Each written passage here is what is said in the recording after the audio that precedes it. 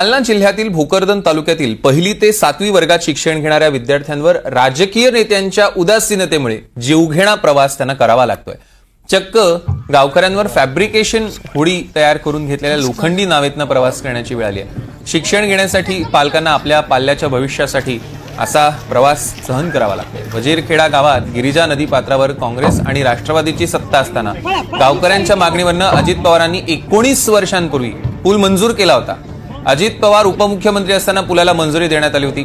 सत्ता बदलत गेली। 15 वर्षांपूर्वी मंजूर असलेल्या पुलाला राज्यकर्त्यांच्या राजकीय उदासीनतेमुळे विविध कारणं दाखवत या पुलाची मंजुरी असताना आर्थिक निधीचं कारण देत प्रशासनाच्या लाल फितीत अडकवण्यात आलं। मात्र याच लाल फितीच्या आडकाठीमुळे आज शिक्षणासाठी विद्यार्थ्यांना गिरिजा नदी पात्रावर असलेल्या कोल्हापुरी बंधाऱ्यामुळे लोखंडी होडीतनं प्रवास करावा लागतोय। याचाच आढावा घेतलाय आमच्या प्रतिनिधींनी, बघूया। जालना जिल्ह्यातील भोकरदन तालुक्यातील आपण वजीरखेडा गावात आहोत। या वजीरखेडा गावातल्या गिरजा पात्रात आहोत। आपण बघू शकतो की या ठिकाणी जिल्हा परिषदची प्राथमिक शाळा आहे आणि बाजूच्याच गावात जिल्हा परिषदची माध्यमिक शाळा आहे। आपण बघू शकतो की या गिरजा पात्रावर मोठ्या प्रमाणात कोल्हापुरी बंधाऱ्याचं बांधकाम करण्यात आल्यामुळे आपण बघू शकतो की या ठिकाणी कोल्हापुरी बंधाऱ्यात ज्या वर्षी पाऊस चांगला झाल्यामुळे इथं पाणी अडलेलं आहे आणि दरवर्षी अशीच परिस्थिती असते की विद्यार्थ्यांना या होडीतून प्रवास करावा लागतो। मला काय सांगाल मॅडम की नेमकं या होडीतून प्रवास करताना तुम्हाला काय त्रास होतो आणि काय अडचणी तुमच्या आहेत?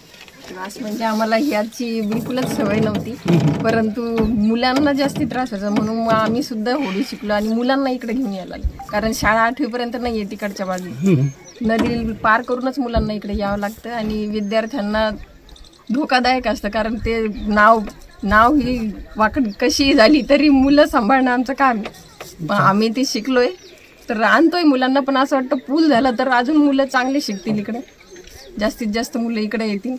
मुलांना ते सोडून दुसऱ्या शाळेत जावं लागायला, खूप लांबच्या शाळेत जावं लागतं जिथं मग त्यांना पायी प्रवास करावा लागतो। मला सांगा, जर पूल नाही झाला आणि अशीच परिस्थिती असली तर किती किलोमीटरचा हा तुम्हाला फेरा मारून दुसऱ्या शाळेत विद्यार्थ्यांना घेऊन जावं लागतं? जवळजवळ 2 ते 2.5 किलोमीटरचा फेरा करावा लागतो आणि हे जर असलं तर खूप कमी वेळात आम्ही शाळेत पोहोचून जातो। तर मला वाटतं पूल आणि विद्यार्थ्यांना जर शिक्षण घ्यायचं असेल तर पूल झालेलाच सोयीस्कर राहील या गावामध्ये। त्यामुळे विनंती आहे की लवकरात लवकर पूल व्हावा या गावाला।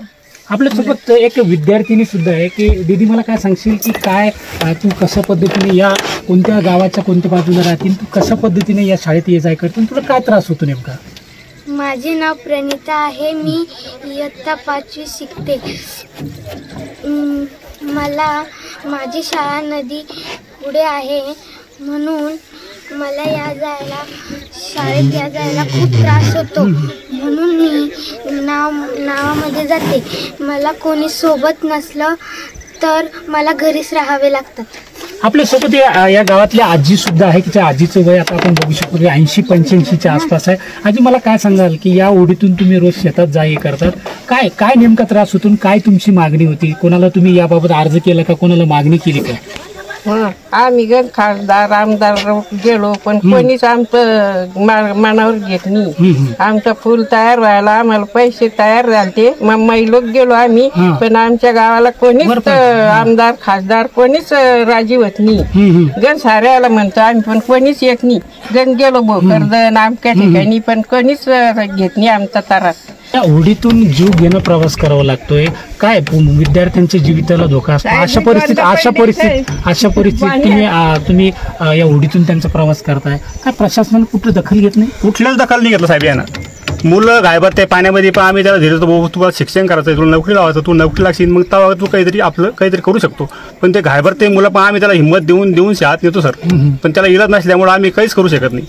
अशा गोष्टी झाल्या सर, काय सांगा तुम्हाला, आता आम्ही जेवढं सांगितलं तेवढं कमी पडतं सर।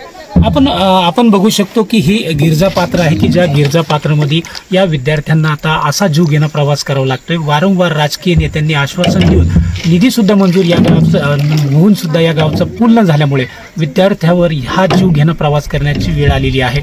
लक्ष्मण सोळंके, NDTV मराठी, वजीरखेडा, भोकरदन। आणि आज सगळ्या महत्त्वाच्या बातम्यांसोबतच या